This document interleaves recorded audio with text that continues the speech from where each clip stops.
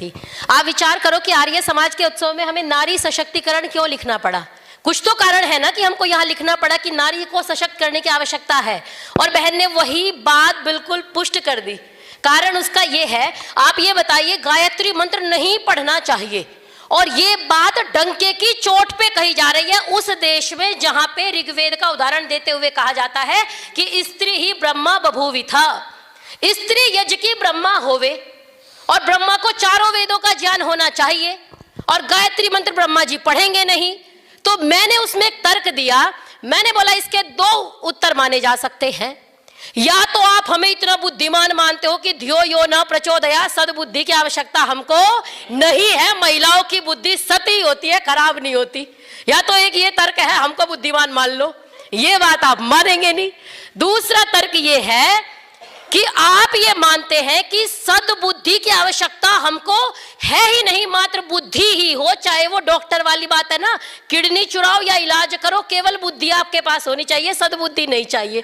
तो दोनों तर्क आप नहीं मानेंगे। तो आप एक बात सोच के देखिए, नारी सशक्तिकरण की आवश्यकता इसलिए है कि आज भी हमारे देश में अगर भरे मंच से यह कह दिया जाए कि नारी गायत्री मंत्र नहीं पढ़ सकती, और इस बात को मानने वाली सबसे ज्यादा महिलाएं ही है। सत्य वचन महाराज, महिलाएं वेद नहीं पढ़ सकती, सत्य वचन महाराज।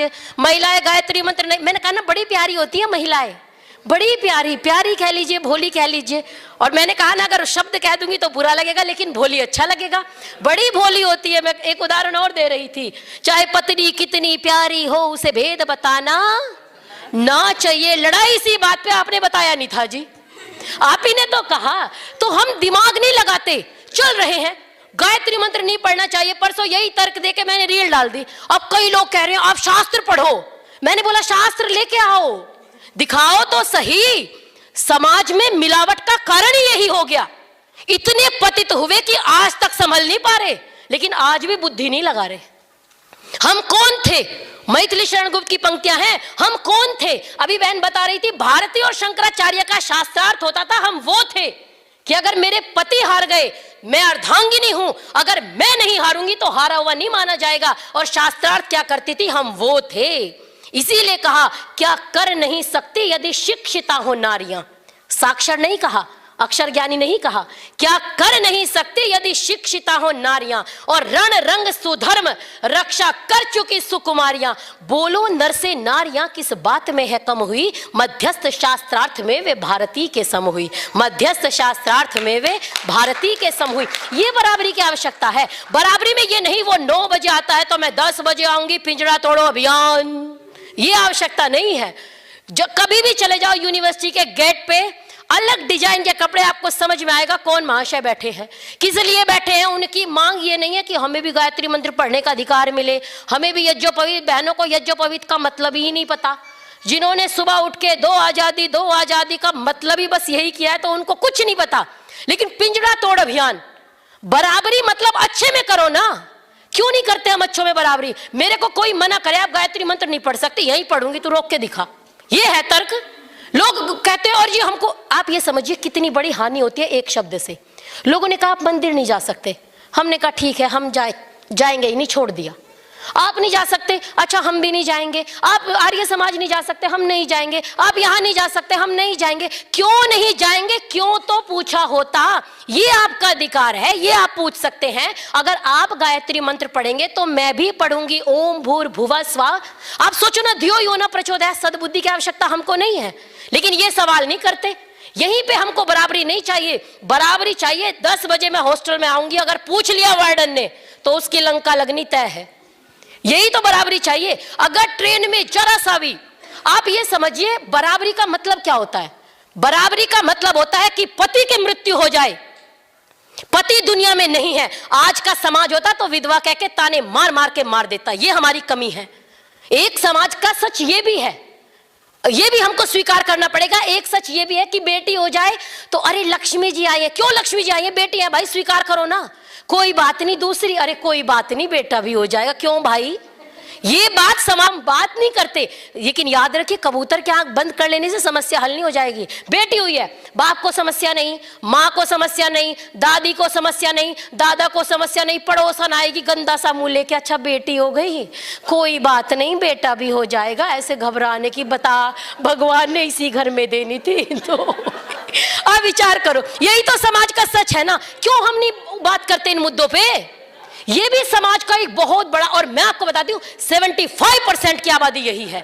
और इसीलिए कहीं ना कहीं मैं एक बात कहती हूं, आप प्रत्येक के मस्तिष्क को समझने का प्रयास कीजिए ना। मेरी बेटी पिंजरा तोड़ अभियान में जुड़ी क्यों?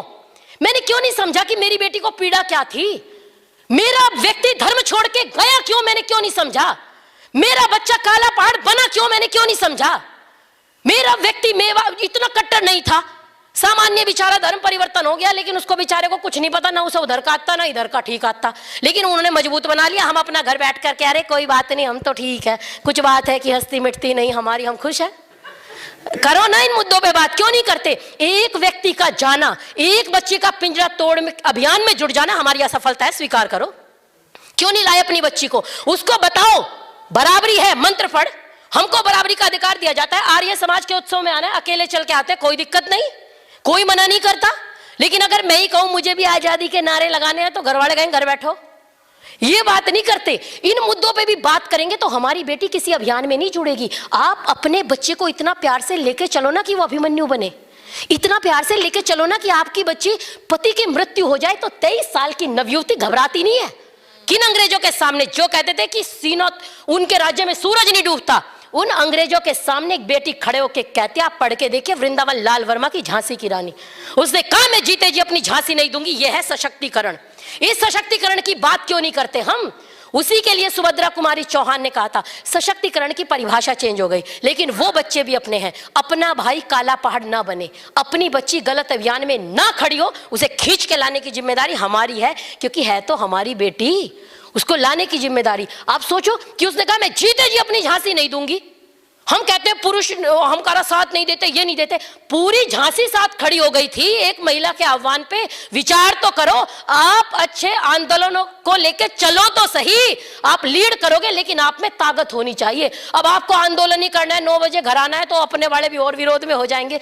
आप तार्किक आंदोलन कीजिए, सही दिशा में, देश के, राष्ट्र के, समाज के, परिवार के उत्थान के लिए आंदोलन कीजिए, दुनिया आपके साथ होगी। आप सोचो 23 साल की नवयुवती कहती है मैं अपनी झांसी नहीं दूंगी। एक बेटा, आज हमारा बेटा होता है सत्संग में नहीं आ पाते जी, छोटा बच्चा है बड़ा रोएगा, हम नहीं आ पा रहे, छोटा बच्चा है जी हम कॉलेज नहीं आ सकते, कितने बहाने बनाते हैं हम। सोचो आप, और वो तो इतने बड़े राज्य की महारानी है, और अपने पुत्र को, जिसको पता है कि तेरे प्राण नहीं बचेंगे, अपने पुत्र को पीठ से बांधती है, दोनों हाथों से तलवार चलाती है, घोड़े की लगाम मुंह में दबाती है। इसीलिए सुभद्रा कुमारी चौहान ने कहा था उनकी गाथा छोड़ चले हम झांसी के मैदानों में, जहां खड़ी थी लक्ष्मीबाई मर्द बनी मर्दानों में, जहां खड़ी थी लक्ष्मीबाई मर्द बनी मर्दानों में। ये है सशक्तिकरण।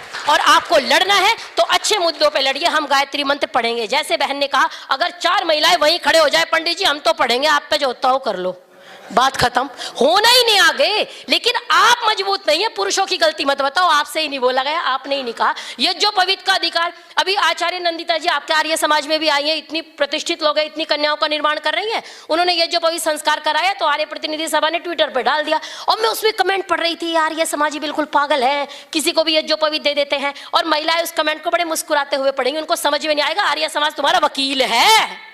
उन लोगों के सामने जो तुम्हें बोलने भी देना नहीं चाहते, उनके सामने हम वकील बन के खड़े हैं। एक बार अड़ो अपने अधिकार के लिए, अधिकार लेकिन सही। माता पिता की संपत्ति पे अधिकार है, लेकिन सेवा करना कर्तव्य भूल जाते हैं, वो अधिकार नहीं कह रही हूं, अधिकार कह रही हूं कि सही अधिकार के लिए। यज्ञोपवीत मेरा अधिकार है। अब उसमें पढ़ाएंगे, शादी में मतलब कुछ लोग पहनाते हैं पत्नी के नाम का भी पति पहनेगा। भाई साहब, उसको पहले ही पूरे परिवार का बोझ डाल के आपने गधा बनाने की तैयारी कर ली है कि यज्ञोपवीत का और डाल दो। मतलब कहने का अभिप्राय यह है कि आप सही दिशा में अगर सशक्तिकरण करेंगे तो निश्चित रूप से समाज में परिवर्तन आएगा। लेकिन नारी को आदर करवाना आना चाहिए। हमने राम जी पैदा किए, बड़ा गर्व होता है। अरे जी कौशल्या जी ने कीजिए, जीजाबाई ने छत्रपति शिवाजी महाराज किए, माता विद्यावती ने भगत सिंह करे, लेकिन रावण को पैदा करने वाली कौन थी, उस पर भी बात कर लो। उसको पुरुषों ने थोड़ा ही करा, हमने ही करा। तो कहने का अभिप्राय यह है कि अपने अच्छे और बुरे दोनों पॉइंट को जान करके जो आगे बढ़ता है, निश्चित रूप से वो समाज, वो परिवार, वो राष्ट्र उन्नति करता है। तो सशक्तिकरण अगर सही दिशा में होगा, जो समाज के परिवार के लिए अच्छा होगा, अपने लिए जिए तो क्या जिए। ये पंक्ति आपको समझा करके बहन को माइक देती हूँ कि यूं तो जीने के लिए लोग जिया करते हैं। अपना सशक्तिकरण करा, मुझे आजादी, परिवार कौन संभालेगा, हमारी जिम्मेदारी है। अपने कर्तव्यों को समझिए। यूं तो जीने के लिए लोग जिया करते हैं और लाभ जीवन का है नहीं, फिर भी जिया करते हैं, और मरने से पहले मरते हैं हजारों, लेकिन जिंदगी उन्हीं की होती है जो मर के भी जिया करते हैं। जिंदगी उन्हीं की होती है जो मर के भी जिया करते हैं।